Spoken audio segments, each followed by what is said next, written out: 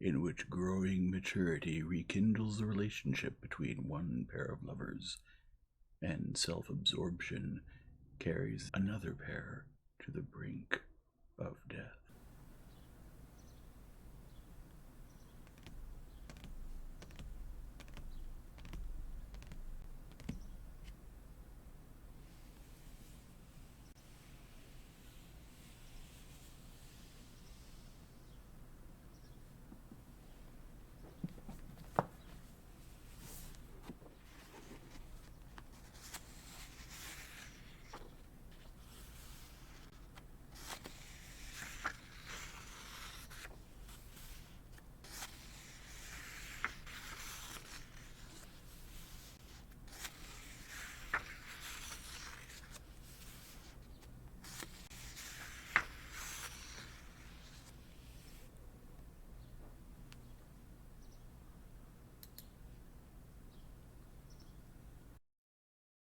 Chapter 11. Everybody took part in the general conversation except Kitty and Levine. At first, when the subject was the influence of one nation on another, Levine involuntarily began to consider what he had to say about it. But these thoughts, very important for him once, flashed through his head as in a dream, and now had not the slightest interest for him. It even seemed strange to him that they should try so hard to talk about something that was of no use to anyone. In the same way, it would seem that they were saying about the rights and education of women ought to have interested Kitty. How often she had thought of it.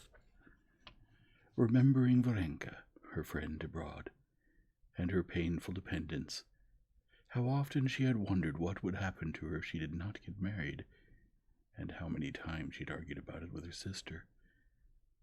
But now it did not interest her in the least. She and Levine were carrying on their own conversation.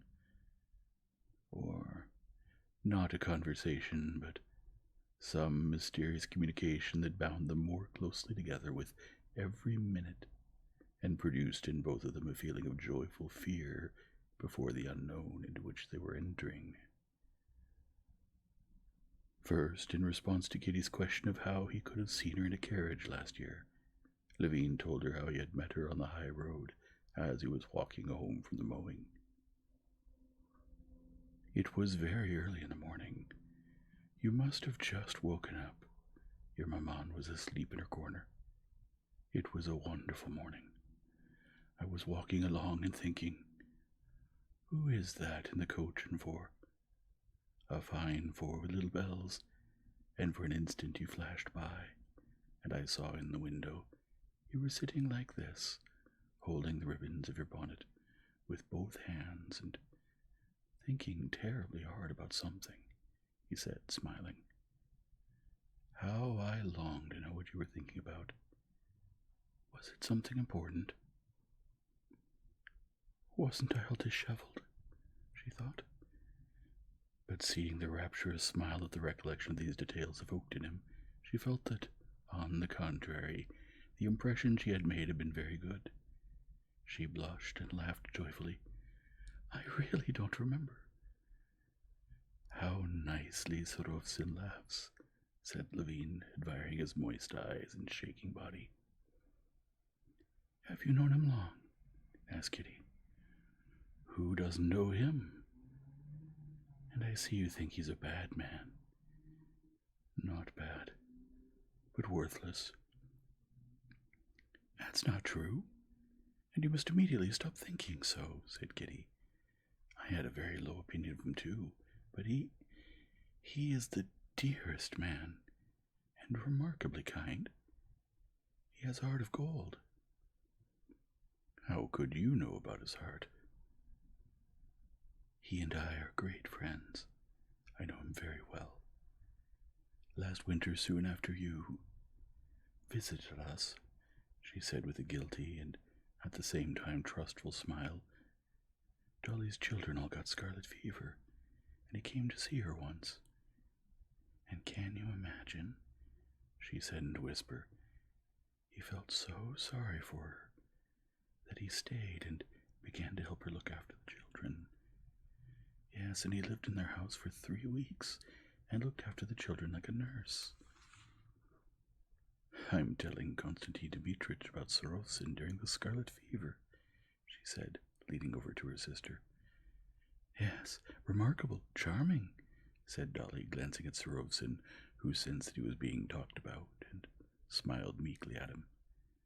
Levine glanced at him once more and was surprised that he had not understood all the charm of this man before. I'm sorry. I'll never think badly of people again, he said gaily, sincerely expressing what he then felt.